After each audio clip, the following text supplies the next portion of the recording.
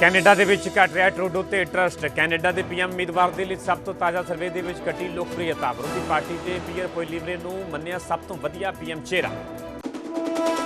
Punjab BJP ਪ੍ਰਧਾਨ ਸੁਨੀਲ ਜਾਖੜ ਨੇ Trudeau ਤੇ ਗੈਰ ਜ਼ਿੰਮੇਵਾਰ ਰਵੱਈਏ ਦੇ ਲਾਏ ਇਲਜ਼ਾਮ। ਕਿਹਾ ਕੈਨੇਡਾ ਦੀ ਵਿਦੇਸ਼ ਨੀਤੀ ਲੋਕਲ ਸਿਆਸਤ ਤੋਂ ਪ੍ਰੇਰਿਤ। ਪੂਰੇ ਵਿਵਾਦ ਦੇ ਪਿੱਛੇ ਟਰੂਡੋ ਦੀਆਂ ਸਿਆਸੀ ਮਜਬੂਰੀਆਂ। ਰਾਜਾ ਵੜਿੰਗ ਨੇ ਟਰੂਡੋ ਦੇ ਇਲਜ਼ਾਮਾਂ ਨੂੰ ਦੱਸਿਆ ਮੰਦਭਾਗਾ। ਕਿਹਾ ਵੋਟਾਂ ਦੇ ਲਈ ਚਲਾਇਆ ਜਾ ਰਿਹਾ ਪ੍ਰੋਪੇਗੰਡਾ। ਬਿਆਨਾਂ ਦੇ ਵਿੱਚ ਨਹੀਂ ਹੈ ਕੋਈ ਸੱਚਾਈ। ਸਿੰਗਰ ਸ਼ੁਭ ਦਾ ਵੀ ਦਿੱਤਾ ਸਾਥ। ਬੋਲੇ ਹਰ ਪੰਜਾਬੀ ਤੇ ਖਾਲਿਸਤਾਨੀ ਦਾ ਲੇਬਲ ਲਗਾਉਣਾ ਗਲਤ। ਭਾਰਤ ਕੈਨੇਡਾ ਵਿਵਾਦ ਦੇ ਵਿਚਾਲੇ ਕੰਗਨਾ ਰਣੌਤ ਦੀ ਸਿੱਖਾਂ ਨੂੰ ਨਸੀਹਤ। ਕਿਹਾ ਖੁਦ ਨੂੰ ਖਾਲਿਸਤਾਨੀਆਂ ਤੋਂ ਕਰੋ ਵੱਖ। ਅਖੰਡ ਭਾਰਤ ਦੀ ਹਮਾਇਤ ਦੇ ਵਿੱਚ ਆਓ ਅੱਗੇ। ਖਾਲਿਸਤਾਨੀ ਵਿਚਾਰਧਾਰਾ ਨੇ ਪਹਿਲਾਂ ਵੀ ਸਿੱਖਾਂ ਨੂੰ ਪਹੁੰਚਾਇਆ ਵੱਡਾ ਨੁਕਸਾਨ। ਸ਼ੁਭ ਦੀ ਸਪੋਰਟ ਦੇ ਵਿੱਚ ਅੱਗੇ ਆਏ ਪੰਜਾਬੀ ਸਿੰਗਰ ਗੈਰੀ ਸੰਧੂ ਅਤੇ ਕਰਨ ਔਜਲਾ ਆਏ ਨਾਲ। ਕਿਹਾ ਪਰਵਾਹ ਨਾ ਕਰੀ ਵੀਰ। ਟੀਮ ਸਿੱਧੂ ਮੂਸੇਵਾਲਾ ਨੇ ਵੀ ਸ਼ੁਭ ਦੇ ਹੱਕ ਦੇ ਵਿੱਚ ਪਾਈ ਪੋਸਟ। ਟਾਰਗੇਟ ਕਰਕੇ ਕੀਤੇ ਜਾ ਰਹੇ ਕਤਲਾਂ ਤੇ ਮੂਸੇਵਾਲੇ ਦੇ ਪਿਤਾ ਬਲਕੌਰ ਸਿੰਘ ਦਾ ਵੱਡਾ ਬਿਆਨ। ਕਿਹਾ ਕਤਲੋਂ ਗਾਰਤ ਰੋਕਣ ਦੇ ਲਈ ਬਣੇ ਕੋਈ ਪਾਲਿਸੀ। ਕਦੋਂ ਤੱਕ ਹੁੰਦੇ ਰਹਿਣਗੇ ਕਤਲ। ਲੋਕ ਹੁਣ ਘਰਾਂ ਦੇ ਵਿੱਚ ਵੀ ਸੁਰੱਖਿਅਤ ਨਹੀਂ। ਨਾਰੀ ਸ਼ਕਤੀ ਵੰਦਨ ਬਿੱਲ ਪਾਸ ਹੋਣ ਤੇ ਬੀਜੇਪੀ ਹੈੱਡਕੁਆਟਰ ਦੇ ਜਸ਼ਨ। ਪੀਐਮ ਮੋਦੀ ਨੇ ਮਹਿਲਾਵਾਂ ਦੇ ਛੋਹੇ ਪੈਰ। ਕਿਹਾ ਨੀਅਤ ਪਵਿੱਤਰ ਹੋਵੇ ਤਾਂ ਸਭ ਰੁਕਾਵਟਾਂ ਦੂਰ ਕਰ ਮਿਲਦਾ ਹੈ ਚੰਗਾ ਨਤੀਜਾ। ਨਵੇਂ ਅੰਦਾਜ਼ ਦੇ ਵਿੱਚ ਦਿਖੇ ਮੁੱਖ ਮੰਤਰੀ ਭਗਵੰਤ ਮਾਨ। ਪੀਏਪੀ ਜਨਰਲ ਦੇ ਵਿੱਚ ਪਾਇਆ ਭੰਗੜਾ। ਪੀਏਪੀ ਕੈਡਟ ਦੇ ਨਾਲ ਖੁਸ਼ੀ ਕੀਤੀ ਸਾਂਝੀ। ਬਟਾਲਾ 'ਚ ਗੁਰੂ ਨਾਨਕ ਦੇਵ ਜੀ ਦੇ ਵਿਆਹ ਪੁਰਬ ਦੀਆਂ ਰੌਣਕਾਂ। ਪੰਜ ਪਿਆਰਿਆਂ ਦੀ ਅਗਵਾਈ ਦੇ ਵਿੱਚ ਸਜਾਇਆ ਵਿਸ਼ਾਲ ਨਗਰ ਕੀਰਤਨ। ਵੱਡੀ ਗਿਣਤੀ ਵਿੱਚ ਸੰਗਤ ਭਰ ਰਹੀ ਹੈ ਹਾਜ਼ਰੀ।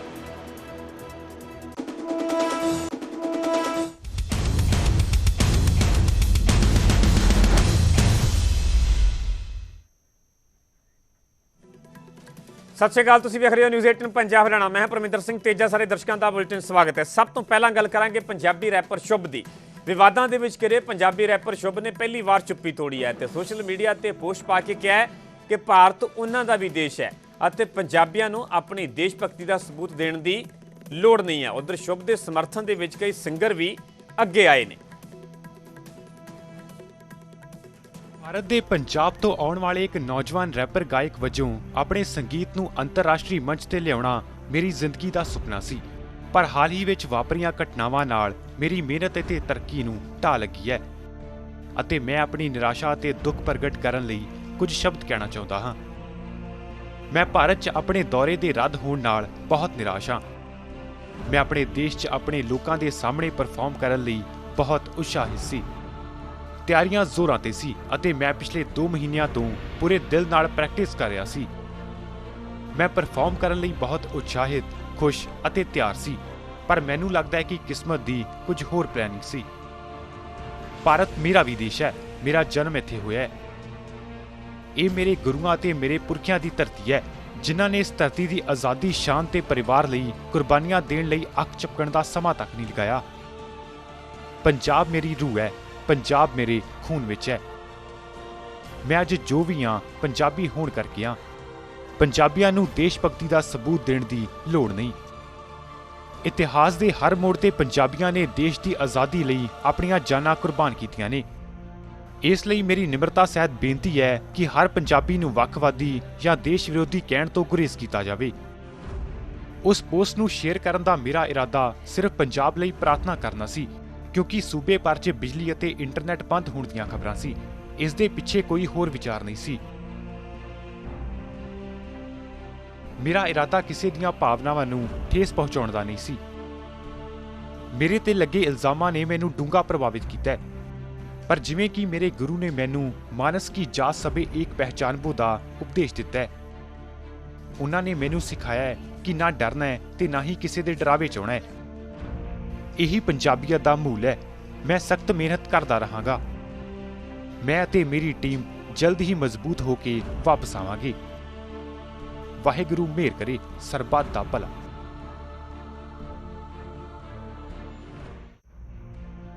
ਹਾਲ ਹੀ ਦੇ ਹਫ਼ਤੇ 'ਚ ਅਸੀਂ ਦੇਖਿਆ ਕਿ ਸਾਡੇ ਸਿੱਖ ਭਾਈਚਾਰੇ 'ਚ ਤਣਾਅ ਦੀ ਭਾਵਨਾ ਵਧ ਰਹੀ ਹੈ। ਇਹ ਸੱਚਮੁੱਚ ਨਿਰਾਸ਼ਾਜਨਕ ਹੈ ਕਿ ਪੰਜਾਬੀਆਂ ਤੋਂ ਉਹਨਾਂ ਦੀ ਦੇਸ਼ ਭਗਤੀ ਦੇ ਸਬੂਤ ਮੰਗੇ ਜਾ ਰਹੇ ਨੇ। ਭਾਰਤ 'ਚ ਘੱਟ ਗਿਣਤੀ ਹੋਣ ਦੇ ਨਾਤੇ ਇਹ ਬਿਨਾਂ ਸ਼ੱਕ ਇੱਕ ਚੁਣੌਤੀਪੂਰਨ ਤਜਰਬਾ ਹੈ। ਸਾਡੇ ਭਾਈਚਾਰੇ ਪ੍ਰਤੀ ਦੁਸ਼ਮਣੀ ਰਾਜਨੀਤੀ ਤੋਂ ਪ੍ਰੇਰਿਤ ਜਾਪਦੀ ਹੈ। ਹੈਰਾਨੀ ਦੀ ਗੱਲ ਹੈ ਕਿ ਇਸ ਵੰਡੀਆਂ ਪਾਉਣ ਵਾਲੇ ਬਿਰਤਾਂਤ ਵਿੱਚ ਕਈ ਮਸ਼ਹੂਰ ਹਸਤੀਆਂ ਕਿਵੇਂ ਫਸ ਜਾਂਦੀਆਂ ਨੇ। ਸਿੱਧੂ ਨੇ ਲਗਾਤਾਰ ਆਪਣੇ ਲੋਕਾਂ ਦੀ ਵਕਾਲਤ ਕੀਤੀ। ਬਿਨਾਂ ਪੁਖਤਾ ਸਬੂਤ ਦੇ ਕਿਸੇ ਨੂੰ ਅੱਤਵਾਦੀ ਲੇਬਲ ਦਿੱਤਾ ਜਾਣਾ ਬਹੁਤ ਅਫਸੋਸ ਵਾਲੀ ਗੱਲ ਹੈ। ਸ਼ੁਭ ਦਾ ਵੀ ਅਜਿਹਾ ਹੀ ਹਾਲ ਹੋਇਆ ਹੈ। ਨੇਕ ਇਰਾਦਿਆਂ ਨਾਲ ਪੋਸਟ ਕੀਤੀ ਗਈ ਇੱਕ ਇੰਸਟਾਗ੍ਰਾਮ ਸਟੋਰੀ ਨੇ ਅਚਾਨਕ ਰਾਸ਼ਟਰੀ ਦੁਸ਼ਮਣੀ ਦੀ ਭਾਵਨਾ ਭੜਕਾ ਦਿੱਤੀ। ਘੱਟ ਗਿਣਤੀ ਭਾਈਚਾਰਿਆਂ ਦੇ ਕਲਾਕਾਰਾਂ ਨੂੰ ਲਗਾਤਾਰ ਅਜਿਹੀਆਂ ਮੁਸੀਬਤਾਂ ਦਾ ਸਾਹਮਣਾ ਕਿਉਂ ਕਰਨਾ ਪੈਂਦਾ ਹੈ? ਸੰਗੀਤ ਜਾਤ ਅਤੇ ਧਰਮ ਤੋਂ ਪਰੇ ਹੈ। ਇਸ ਨਫ਼ਰਤ ਕਾਰਨ ਅਸੀਂ ਸਿੱਧੂ ਮੂਸੇਵਾਲਾ ਨੂੰ ਗਵਾ ਦਿੱਤਾ ਹੈ। ਇਹ ਕਦੋਂ ਖਤਮ ਹੋਵੇਗਾ? ਆਪਣੇ ਭਾਈਚਾਰੇ ਦੀ ਵਕਾਲਤ ਕਰਨਾ ਅੱਤਵਾਦ ਦੇ ਬਰਾਬਰ ਕਿਵੇਂ ਹੋ ਸਕਦਾ ਹੈ? ਇਹ ਦੁਨੀਆ ਦਾ ਦਸਤੂਰ ਹੈ। ਪਰਵਾਹ ਨਾ ਕਰੀ ਵੀਰ। ਅੱਗੇ ਵਧਾਂਗੇ ਤੇ ਗੱਲ ਕਰਾਂਗੇ ਭਾਰਤ ਕੈਨੇਡਾ ਵਿਵਾਦ ਜਿਸ ਨੂੰ ਲੈ ਕੇ ਪੰਜਾਬ ਬੀਜੇਪੀ ਦੇ ਪ੍ਰਧਾਨ ਸੁਨੀਲ ਜਾਖੜ ਦਾ ਵੱਡਾ ਬਿਆਨ ਸਾਹਮਣੇ ਆਇਆ। ਉਹਨਾਂ ਦਾ ਕਹਿਣਾ ਹੈ ਕਿ ਪੂਰੇ ਵਿਵਾਦ ਦੇ ਪਿੱਛੇ ਟਰੂਡੋ ਦੀ ਸਿਆਸੀ ਮਜਬੂਰੀਆਂ ਨੇ। ਕੈਨੇਡਾ ਦੀ ਵਿਦੇਸ਼ ਨੀਤੀ ਲੋਕਲ ਸਿਆਸਤ ਤੋਂ ਪ੍ਰੇਰਿਤ ਹੈ। ਸੁਨੀਲ ਜਾਖੜ ਨੇ ਕਿਹਾ ਕਿ ਟਰੂਡੋ ਦਾ ਦੋਸਤ ਮੁਲਕ ਦੇ ਨਾਲ ਗੈਰ ਜ਼ਿੰਮੇਵਾਰਾਨਾ ਰਵੱਈਆ। ਟਰੂਡੋ ਦੀ ਸਰਕਾਰ ਗੈਰ ਡਿਪਲੋਮੈਟਿਕ ਲੋਕਾਂ ਦੇ ਸਹਾਰੇ ਚੱਲ ਰਹੀ ਹੈ। ਅੱਤਵਾਦ ਕੋਈ ਵੀ ਹੋਵੇ ਉਹ ਮਾੜਾ ਹੀ ਹੁੰਦਾ ਹੈ। ਉੱਥੇ ਸੁਨੀਲ ਜਾਖੜ ਨੇ ਕਿਹਾ ਕਿ ਕੈਨੇਡਾ ਨੇ ਜੋ ਬੀਜਿਆ ਹੈ ਉਹੀ ਵੱਢ ਰਿਹਾ। ਕੈਨੇਡਾ ਦੇ ਵਿੱਚ ਅੱਤਵਾਦੀ ਤੇ ਗੈਂਗਸਟਰ ਗੈਂਗਵਾਰ ਦਾ शिकार हो रहे ने। एक बंदे दी अपनी पॉलिटिकल डोमेस्टिक पॉलिटिकल कंपल्शनस करके एक सॉवरन देश की फॉरेन पॉलिसी जो डिक्टेट होने लग जे, मैं समझदा उस मुल्क के माड़े दिन कंध ते लिखे देख लेने चाहिए। इट इज़ वेरी अनफॉर्चुनेट, मंदभागा है भी कैनेडा वर्गे मुल्क की फॉरेन पॉलिसी उन्होंने अपनी लोकल राजनीतिक कमजोरियां या जिन्होंने विसाखियां के उत्ते उन्होंने प्राइम मिनिस्टर ट्रूडो जी की माइनॉरिटी गवर्नमेंट खड़ी है उन्होंने लैके एक बहुत लॉन्ग स्टैंडिंग दोस्त मुल्क के नाल उन्होंने इस किस्म के इररिस्पॉन्सिबल एंड जिस तरह फॉरेन मिनिस्ट्री के स्टेटमेंट सी and absurd allegation have been levied on government of India. मैं गल एक बार फिर दोहराऊंगा, तुसी प्राइम मिनिस्टर ट्रूडो की जी स्पीच है जिन्होंने लैके आ सारा बवंडर खड़ा होया उन्होंने वर्डिंग ध्यान नाल सुनो। प्राइम मिनिस्टर ट्रूडो कह रहे हैं on basis of credible allegations, he is not saying on basis of credible evidence. ये तो आप सारे समझते हैं, सब आरोप ते सबूत जस्टिस के विचाले फिर इन्वेस्टिगेशन का मतलब कि आरोप तो सारे ला देंगे, तुरे जाते सारे आरोप ला। BJP Punjab in association with MEA नाल गल करके असी उन्हां परिवारां वा खास तौर पर वो परिवार जिन्हां दे बच्चे आर इन द पाइपलाइन ਜਿਹੜੇ ਉੱਥੇ ਪਹੁੰਚ ਗਏ ਉਹਨਾਂ ਨੂੰ ਤਾਂ ਇਸ ਮੋਮੈਂਟਰੀ ਡਿਲੇ ਉਹਨਾਂ ਨੂੰ ਆਣਾ ਕਰਾਣਾ ਅੱਜਕੱਲ ਤਾਂ ਸਾਰਾ ਕੋਲ ਫੋਨ ਹੈ, ਸਭ ਨੂੰ ਪਤਾ ਹੈ ਕੀ ਹੈ, ਆਪਸ ਵਿੱਚ they are in contact. But ਅਗਰ ਕਿਸੇ ਦੀ ਕੋਈ ਸ਼ੰਕਾ ਹੈ we will set up a helpline, we will ask MEA ਨੂੰ ਰਿਕੁਐਸਟ ਕਰਾਂਗੇ ਫੋਰਨ ਮਿਨਿਸਟਰ ਨੂੰ ਵੀ ਉੱਥੇ ਬੰਦੇ ਬਿਠਾਣ ਤਾਂ ਕਿ ਉਹਨਾਂ ਪਰਿਵਾਰਾਂ ਲਈ ਜਿਨ੍ਹਾਂ ਨੇ ਕਹਿੰਦੇ ਨਹੀਂ, ਕਈਆਂ ਦਾ ਅੱਜ ਵੀ ਮੈਂ ਪੇਪਰ ਤੇ ਦੇਖ ਰਿਹਾ ਵੀ ਪਰਿਵਾਰ ਨੇ 25 ਲੱਖ ਰੁਪਏ ਦੇ ਕੇ ਬੱਚੀ ਨੇ ਜਾਣਾ ਸੀਗਾ ਤੇ ਹੁਣ ਉਹਦਾ ਇਸ ਤਰ੍ਹਾਂ ਪ੍ਰੋਬਲਮ, ਕਈ ਇਸ ਕਿਸਮ ਦੇ ਬੱਚਿਆਂ ਦੀ ਪਰੇਸ਼ਾਨੀਆਂ ਹੋਣਗੀਆਂ, ਉਹਨਾਂ ਦੀ ਚਿੰਤਾਵਾਂ ਨੂੰ ਐਡਰੈਸ ਕੀਤਾ ਜਾ ਸਕੇ। 60,000 ਕਰੋੜ ਰੁਪਏ ਦੇ ਕਰੀਬ ਪੰਜਾਬ ਦੇ ਬੱਚੇ ਉੱਥੇ ਜਾ ਕੇ ਫੀਸ ਦਿੰਦੇ ਸਨ।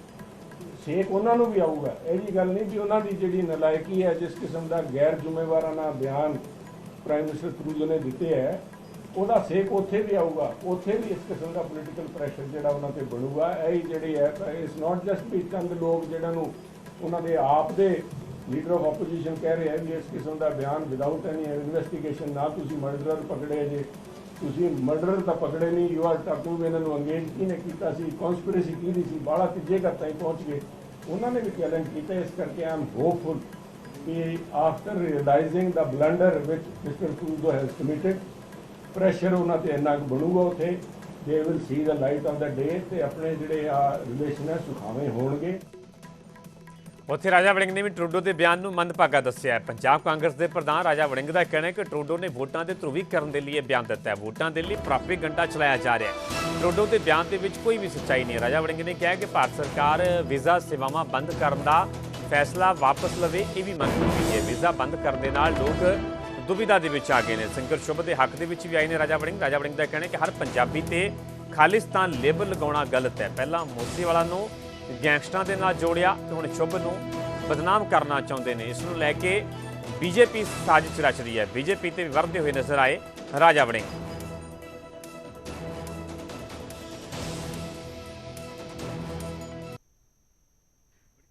ਪੂਰੇ ਘਟਨਾਕ੍ਰਮ ਨੂੰ ਕਿਵੇਂ ਦੇਖ ਰਹੇ ਹੋ, ਕਿਉਂਕਿ ਕਈ ਸਾਰੇ ਮੈਂਬਰ ਪਾਰਲੀਮੈਂਟ ਦੇ ਨਾਲ ਗੱਲਬਾਤ ਹੋ ਰਹੀ ਹੈ ਅਮਰੀਕਾ ਦੇ ਵਿੱਚ, ਕੈਨੇਡਾ ਦੇ ਵਿੱਚ। ਉਹ ਇਹ ਕਹਿ ਰਹੇ ਕਿ ਜਸਟਿਨ ਟਰੂਡੋ ਇਸ ਪੂਰੇ ਮਸਲੇ ਤੇ ਸਿਆਸਤ ਕਰ ਰਹੇ ਨੇ, ਉਹਨਾਂ ਨੂੰ ਜਗਮੀਤ ਸਿੰਘ ਦੀ ਸਪੋਰਟ ਹੈ, ਜਗਮੀਤ ਸਿੰਘ ਨੇ ਥ੍ਰੈਟ ਕੀਤਾ ਹੈ, ਇਸ ਕਰਕੇ ਉਹ ਇਸ ਤਰੀਕੇ ਦੇ ਬਿਆਨ ਦੇ ਰਹੇ। ਦੇਖੋ ਜਸਟਿਨ ਟਰੂਡੋ ਕੀ ਕਰ ਰਿਹਾ ਹੈ ਐਂਡ ਐਕਚੁਅਲੀ ਚ ਕੀ ਗੱਲ ਹੈ, ਟੂ ਬੀ ਵੈਰੀ ਓਨੈਸਟ, ਇਹ ਸਭ ਨੂੰ ਕੈਨੇਡਾ ਦੇ ਜਿਹੜੇ ਸੈਨੇਟਰਸ ਹੋਣਗੇ ਜਾਂ ਐਮਪੀਜ਼ ਹੋਣਗੇ ਉਹਨਾਂ ਨੂੰ ਤਾਂ might be they have a knowledge. ਅਸਲ ਵਿੱਚ ਅਸੀਂ ਹੁਣ ਪੰਜਾਬ 'ਚ ਬੈਠੇ ਇਸ ਬਾਰੇ ਕੋਈ ਟਿੱਪਾ ਟਿੱਪਣੀ ਕਰ ਦਈਏ ਤਾਂ ਪਤਾ ਨਹੀਂ ਹੈ, ਬਟ ਹਾਂ ਇਹ ਗੱਲ ਜ਼ਰੂਰ ਹੈ ਕਿ ਵਿਦਾਊਟ ਐਨੀ ਇਨਕੁਆਇਰੀ, ਵਿਦਾਊਟ ਐਨੀ ਕੋਈ ਹਾਈ ਲੈਵਲ ਪ੍ਰੋਬ, ਵਿਦਾਊਟ ਐਨੀ ਕੋਈ ਪ੍ਰੂਫ, ਜਸਟਿਨ ਟਰੂਡੋ ਦਾ ਇਹ ਗੱਲ ਕਹਿ ਦੇਣਾ ਕਿ ਇਦਾਂ ਇਹ ਦੇਸ਼ ਹਿੰਦੁਸਤਾਨ ਦੀ ਸਾਜ਼ਿਸ਼ ਹੈ, ਉਹਨਾਂ ਨੇ ਮਰਵਾਇਆ ਹੈ, ਮੈਂ ਸਮਝਦਾ ਕਿ ਇਹ ਪ੍ਰਧਾਨ ਮੰਤਰੀ ਦੀ ਕੱਦ ਦਾ ਬਿਆਨ ਨਹੀਂ ਹੈ ਔਰ ਬੇਹੱਦ ਗਲਤ ਉਹਨਾਂ ਨੇ ਇਹ ਬਿਆਨ ਦਿੱਤਾ ਹੈ। ਕਦੇ ਕਦੇ ਮੈਨੂੰ ਰਾਜਨੀਤਿਕ ਦੀ ਇਹਦੇ ਵਿੱਚੋਂ ਬੋ ਵੀ ਨਜ਼ਰ ਆਉਂਦੀ ਹੈ ਕਿ ਇਲੈਕਸ਼ਨ ਆ ਗਿਆ, ਦਿਸ ਇਜ਼ ਆਲ ਜਿਹੜਾ ਦੇਸ਼ ਦੇ ਵਿੱਚ ਹੋਇਆ ਪੋਲਰਾਈਜੇਸ਼ਨ ਕਰਨ ਦਾ ਅੱਜ ਕੱਲ ਕੰਮ ਚੱਲਦਾ, ਕੋਈ ਹਿੰਦੂ ਦੀ ਗੱਲ ਕਰਦਾ, ਕੋਈ ਮੁਸਲਮਾਨ ਦੀ ਗੱਲ ਕਰਦਾ, ਕੋਈ ਸਿੱਖ ਦੀ ਗੱਲ ਕਰਦਾ ਹੈ। ਸੋ ਮੈਨੂੰ ਲੱਗਦਾ ਕਿ ਇਹ ਪੂਰੀ ਦੁਨੀਆ ਦੇ ਲੋਕ ਬਿਕੋਜ਼ ਖਰਬੂਜੇ ਨੂੰ ਵੇਖ ਕੇ ਖਰਬੂਜਾ ਰੰਗ ਫੜਦਾ ਹੈ, ਹਿੰਦੁਸਤਾਨ ਤੋਂ ਇਹ ਗੱਲ ਸਿੱਖ ਗਏ ਕਿ ਸਾਨੂੰ ਵੀ ਪੋਲਰਾਈਜੇਸ਼ਨ ਦੀ ਰਾਜਨੀਤੀ ਕਰਨੀ ਚਾਹੀਦੀ ਇੱਕ ਤਰਫਾ ਹੋ ਕੇ।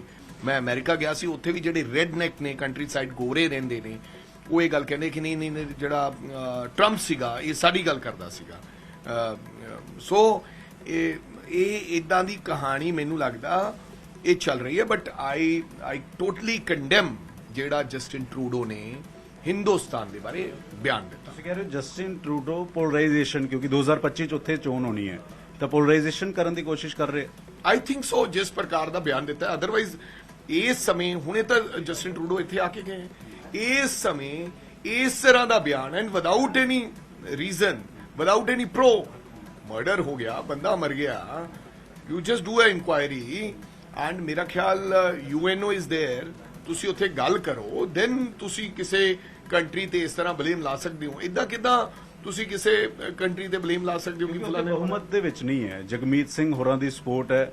ਕੁਝ ਲੋਕ ਇਹ ਵੀ ਕਹਿ ਰਹੇ ਹੈ ਕਿ ਜਗਮੀਤ ਸਿੰਘ ਖਾਲਿਸਤਾਨ ਸਪੋਰਟਰ ਨੇ, ਉਹਨਾਂ ਨੇ ਆਪਣੀ 26 ਜਿਹੜੇ ਉੱਥੇ MP ਨੇ ਉਹ ਖਿੱਚ ਨਾ ਲੈਣ, ਇਸ ਗੱਲ ਨੂੰ ਲੈ ਕੇ ਵੀ ਜਸਟਿਨ ਟਰੂਡੋ ਇਸ ਤਰੀਕੇ ਦੇ ਬਿਆਨ ਦੇ ਰਹੇ। ਨਹੀਂ, to be very honest I don't know. ਹਾਂ ਇਹ ਤਾਂ ਹੈ ਕਿ ਜਗਮੀਤ ਸਿੰਘ ਦੀ ਸਪੋਰਟ ਉਹ ਕਰ ਰਿਹਾ and he is a pro, ਥੋੜਾ ਪ੍ਰਮੋਟ ਕਰਦਾ, ਬਟ ਐਵੇਂ ਮੈਂ ਕਹਿ ਦਿਆਂ without any reason while I don't know ਕਿ ਹੈ ਕੀ ਜਗਮੀਤ ਸਿੰਘ ਦੀ ਕੀ ਸੱਚਾਈ ਹੈ। ਹਾਂ ਇਹ ਤਾਂ ਮੈਨੂੰ ਪਤਾ ਕਿ ਜਗਮੀਤ ਸਿੰਘ ਨੇ ਅਨਕੰਡੀਸ਼ਨਲੀ ਜਿਹੜੀ ਸਪੋਰਟ ਕੀਤੀ ਵੀ ਹੈ ਸਰਕਾਰ ਨੂੰ, ਉਹ ਕੱਲ ਨੂੰ ਵਾਪਸ ਲੈਂਦਾ ਤਾਂ ਨੈਚੁਰਲੀ ਸਰਕਾਰ ਨੂੰ ਖਤਰਾ ਹੋ ਸਕਦਾ ਹੈ। But I don't know what is the truth, to be very honest. ਜਿੰਨੀ ਗੱਲ ਜਾਣਕਾਰੀ ਨਾ ਹੋਵੇ ਉਨੀ ਬੋਲੀਏ, ਪਰ ਉਹਨਾਂ ਦਾ ਬਿਆਨ ਬੜਾ ਮੰਦਭਾਗਾ ਸੀ। ਕਿਉਂ ਦਿੱਤਾ, ਕਿਨ ਕਾਰਨਾਂ ਕਰਕੇ ਦਿੱਤਾ, ਸਰਕਾਰ ਬਚਾਉਣ ਵਾਸਤੇ ਦਿੱਤਾ, ਜਗਮੀਤ ਸਿੰਘ ਨੂੰ ਖੁਸ਼ ਕਰਨ ਵਾਸਤੇ ਦਿੱਤਾ। ਇਹ ਤਾਂ ਉਸੇ ਕੈਨੇਡਾ ਦੇ ਵਿੱਚ ਜਸਟਿਨ ਟਰੂਡੋ ਦੀ ਲੋਕਪ੍ਰਿਯਤਾ ਲਗਾਤਾਰ ਘਟ ਰਹੀ ਹੈ। ਕੈਨੇਡਾ ਦੇ PM ਉਮੀਦਵਾਰ ਦੇ ਲਈ ਸਭ ਤੋਂ ਤਾਜ਼ਾ ਸਰਵੇ ਸਾਹਮਣੇ ਆਇਆ। ਕੈਨੇਡਾ ਦੇ ਵਿੱਚ ਜਸਟਿਨ ਟਰੂਡੋ ਦੀ ਲੋਕਪ੍ਰਿਯਤਾ ਇਸ ਦੇ ਮੁਤਾਬਿਕ ਘਟੀ ਹੈ।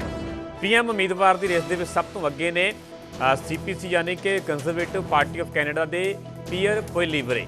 ਸਰਵੇ ਦੇ ਵਿੱਚ ਪੀਅਰ ਪੋਇਲੀਵਰੇ ਨੂੰ 40% ਵੋਟਾਂ ਪਈਆਂ ਨੇ। ਕੈਨੇਡਾ ਦੇ ਮੌਜੂਦਾ PM ਜਸਟਿਨ ਟਰੂਡੋ ਨੂੰ ਉਹਨਾਂ ਦੇ ਮੁਕਾਬਲੇ 31% ਵੋਟਾਂ ਹਾਸਲ ਹੋਈਆਂ ਨੇ। ਸਰਵੇ ਦੇ ਵਿੱਚ NDP ਯਾਨੀ ਕਿ ਨਿਊ ਡੈਮੋਕ੍ਰੈਟਿਕ ਪਾਰਟੀ ਦੇ ਜਗਮੀਤ ਸਿੰਘ ਦਾ ਵੀ ਨਾਮ ਹੈ। ਜਗਮੀਤ ਸਿੰਘ ਨੂੰ 22% ਵੋਟਾਂ ਹੀ ਹਾਸਲ ਹੋਈਆਂ ਨੇ। ਵਿਰੋਧੀ ਧਿਰ ਦੇ ਨੇਤਾ ਨੇ ਪੀਅਰ ਪੋਇਲੀਵਰੇ। ਕੈਨੇਡਾ ਦੇ ਨਿਊਜ਼ ਚੈਨਲ ਗਲੋਬਲ ਨਿਊਜ਼ ਦੇ ਵੱਲੋਂ ਦਰਅਸਲ ਇਹ ਸਰਵੇ ਕਰਵਾਇਆ ਗਿਆ ਸੀ।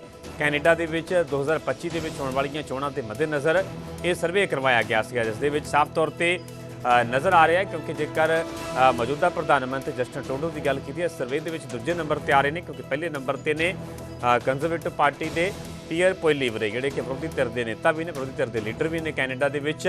ਜਦਕਿ ਜਸਟਿਨ ਟਰੂਡੋ ਨੂੰ ਉਹਨਾਂ ਦੇ ਮੁਕਾਬਲੇ ਮਹਿਜ਼ 31% ਵੋਟਾਂ ਹੀ ਹਾਸਲ ਹੋਈਆਂ ਨੇ ਤੇ NDP ਦੇ ਜਿਹੜੇ ਜਗਮੀਤ ਸਿੰਘ ਨੇ ਉਹ ਤੀਜੇ ਨੰਬਰ ਤੇ ਸਰਵੇ ਦੇ ਵਿੱਚ ਨਜ਼ਰ ਆ ਰਹੇ, ਜਿਹੜੇ ਕਿ 22% ਵੋਟਾਂ ਹਾਸਲ ਕਰਨ ਦੇ ਵਿੱਚ ਇਸ ਸਰਵੇ ਦੇ ਵਿੱਚ ਕਾਮਯਾਬ ਹੋਏ ਨੇ।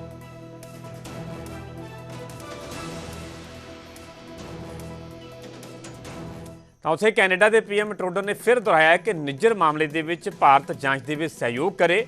ਟਰੂਡੋ ਨੇ ਜ਼ੋਰ ਦੇ ਕੇ ਕਿਹਾ ਕਿ ਉਹਨਾਂ ਨੇ ਹਾਊਸ ਆਫ ਕਾਮਨਸ ਦੇ ਵਿੱਚ ਬੇਹੱਦ ਗੰਭੀਰਤਾ ਦੇ ਨਾਲ ਇਹ ਬਿਆਨ ਦਿੱਤਾ ਹੈ।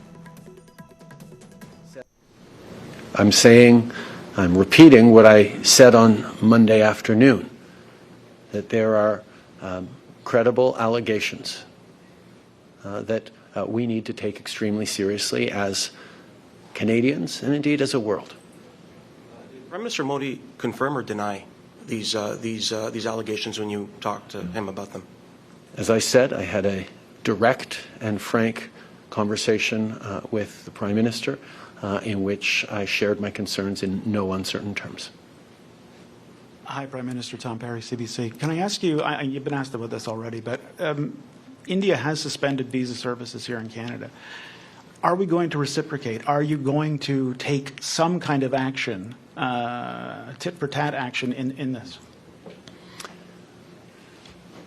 We call upon the government of India to take seriously this matter and to work with us to shed full transparency and ensure accountability and justice in this matter.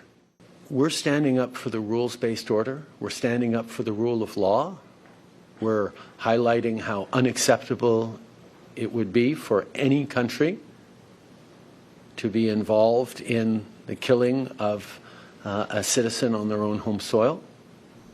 And that's something we will continue to stand for. Bharat Canada ਵਿਵਾਦ ਦੇ ਵਿਚਾਲੇ America ਦਾ ਵੱਡਾ ਬਿਆਨ ਸਾਹਮਣੇ ਆਇਆ। ਦੋਵੇਂ ਦੇਸ਼ ਸਾਡੇ ਮਹੱਤਵਪੂਰਨ ਭਾਈਵਾਲ ਨੇ। ਅਮਰੀਕਾ ਦੇ ਵੱਲੋਂ ਕਿਹਾ ਗਿਆ ਕੈਨੇਡਾ ਦੇ ਪੀਐਮ ਟਰੂਡੋ ਵੱਲੋਂ ਲਾਏ ਇਲਜ਼ਾਮ ਬੇਹੱਦ ਚਿੰਤਾਜਨਕ ਨੇ। ਵਾਈਟ ਹਾਊਸ ਦੀ ਰਾਸ਼ਟਰੀ ਸੁਰੱਖਿਆ ਪਰਿਸ਼ਦ ਦੇ ਬੁਲਾਰੇ ਦਾ ਇਹ ਬਿਆਨ ਸਾਹਮਣੇ ਆਇਆ। ਅਸੀਂ ਆਪਣੇ ਕੈਨੇਡੀਅਨ ਸਹਿਯੋਗੀਆਂ ਦੇ ਸੰਪਰਕ ਵਿੱਚ ਹਾਂ ਤੇ ਅਮਰੀਕਾ ਦਾ ਕਹਿਣਾ ਹੈ ਕਿ ਭਾਰਤ ਸਰਕਾਰ ਨੂੰ ਜਾਂਚ ਦੇ ਵਿੱਚ ਸਹਿਯੋਗ ਕਰਨ ਦੀ ਅਪੀਲ ਕਰਦੇ ਹਾਂ। ਦੋਸ਼ੀਆਂ ਨੂੰ ਨਿਆਂ ਦੇ ਕਟਹਿਰੇ ਵਿੱਚ ਲਿਆਉਣਾ ਚਾਹੀਦਾ ਹੈ। ਹਾਲਾਂਕਿ ਭਾਰਤ ਨੇ ਕੈਨੇਡਾ ਵੱਲੋਂ ਲਗਾਏ ਇਲਜ਼ਾਮਾਂ ਨੂੰ ਨਕਾਰ ਦਿੱਤਾ ਹੈ। ਭਾਰਤ ਦਾ ਕਹਿਣਾ ਹੈ ਕਿ ਟਰੂਡੋ ਵੱਲੋਂ ਲਾਏ ਇਲਜ਼ਾਮ ਸਿਆਸਤ ਤੋਂ ਪ੍ਰੇਰਿਤ ਨੇ। ਹਾਲਾਂਕਿ ਕੱਲ੍ਹ ਵਿਦੇਸ਼ ਮੰਤਰਾਲੇ ਵੱਲੋਂ ਇਹ ਵੀ ਕਿਹਾ ਗਿਆ ਸੀਗਾ ਕਿ ਜੋ ਇਲਜ਼ਾਮ ਲਗਾਏ ਗਏ ਉਸ ਨੂੰ ਲੈ ਕੇ ਕੋਈ ਵੀ ਜਾਣਕਾਰੀ ਕੈਨੇਡਾ ਦੇ ਵੱਲੋਂ ਭਾਰਤ ਦੇ ਨਾਲ ਸਾਂਝੀ ਨਹੀਂ ਕੀਤੀ ਗਈ ਤੇ ਉਸ ਜਾਣਕਾਰੀ ਦੀ ਉਡੀਕ ਵੀ ਕੀਤੀ ਜਾ ਰਹੀ। Conversations that have either already happened or are going to happen on this topic, only to say that we have been and will be in contact with the Indians at high levels on this issue. It is a matter of concern for us. It is something we take seriously. It is something we will keep working on. And we will do that regardless of the country. There's not some special exemption you get for actions like this. Regardless of the country, we will stand up and defend our basic principles. And we will also consult closely with allies like Canada as they pursue their law enforcement and diplomatic process. And I will leave it at that for today, only to say that I have seen in the press some efforts to try to drive a wedge between the United States and Canada on this issue. And I firmly reject the idea that there is a wedge between the U.S. and Canada. We have deep concerns about the allegations, and we would like to see this investigation carried forward and the perpetrators held to account. That is what the United States has stood for from the moment this emerged in public, and we will continue to stand for that until this fully. We get into private diplomatic